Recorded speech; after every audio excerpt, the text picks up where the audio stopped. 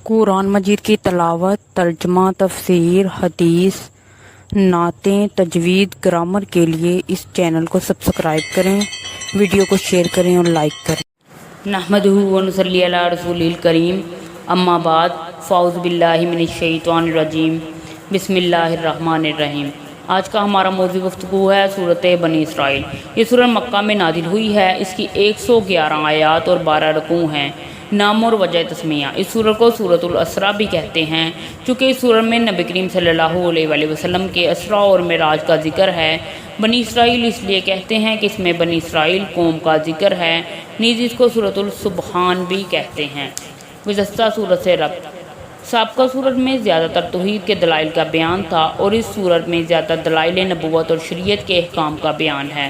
نیز سابقہ سورت کے آخر میں اہل سبت کی زیادتی کا ذکر تھا اور اس سورت کی ابتدا میں بنی اسرائیل کے فساد، فتنہ پرداری اور تباہی و بربادی کا ذکر ہے، تاکہ اہل مکہ سن کر ہوشیار ہو جائیں اور اپنا انجام سوچ لیں، کیونکہ اہل مکہ بھی نبی کریم صلی اللہ علیہ وآلہ وسلم اور آپ صلی اللہ علیہ وآلہ وسلم کے صحابہ کو مکہ سے نکالنے کی فکر میں لگے ہوئے ہیں۔ جس طرح فرعون نے موسیٰ اور اس کے اصحاب کو مصر سے نکالنے کا قصد کیا اور اس کا انجام یہ ہوا کہ فرعون اور اس کا لشکر غرق ہوا اور بنی اسرائیل ان کے مکانات اور محلات کے وارث ہوئے، اس طرح اللہ تعالیٰ مسلمانوں کو مکہ اور سرزمین عرب کا وارث اور مالک بنائے گا۔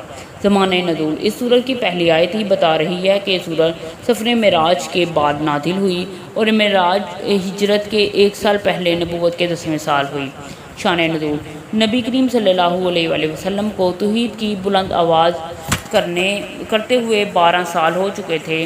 آپ صلی اللہ علیہ وآلہ وسلم مخالفین کو اسلام کی دعوت دے رہے تھے اور وہ آپ کا راستہ روکنے کے لیے سارے جتن کر چکے تھے، مگر ان کی تمام مزاحمتوں کے باوجود آپ صلی اللہ علیہ وآلہ وسلم کی آواز عرب کے گوشے گوشے میں پہنچ گئی تھی۔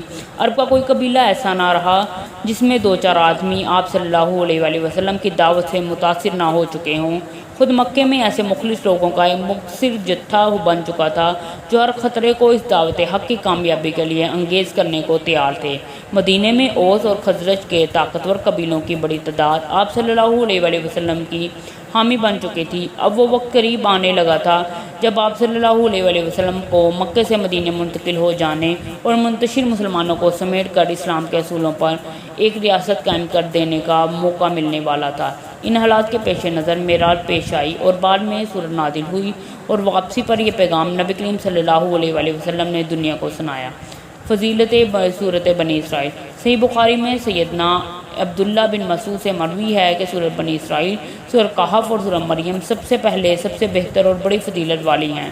مسند احمد میں ہے کہ حضرت عائشہ رضی اللہ عنہ فرماتی ہیں، رسول اللہ صلی اللہ علیہ وآلہ وسلم نفلی روزے کبھی تو اس طرح پے در پہ لگاتار رکھتے چلے جاتے کہ ہم دل میں کہتے کہ شاید نبی یہ پورا مہینہ روزوں میں گزار دیں گے، اور کبھی کبھی بالکل ہی نہ رکھتے، یہاں تک کہ ہم سمجھ لیتے کہ شاید آپ اس مہینے روزے رکھیں گے ہی نہیں، اور آپ کی عادت مبارک تھی کہ ہر رات سورت بنی اسرائیل اور سورت زمر پڑھا کرتے تھے۔ صدق اللہ العظیم۔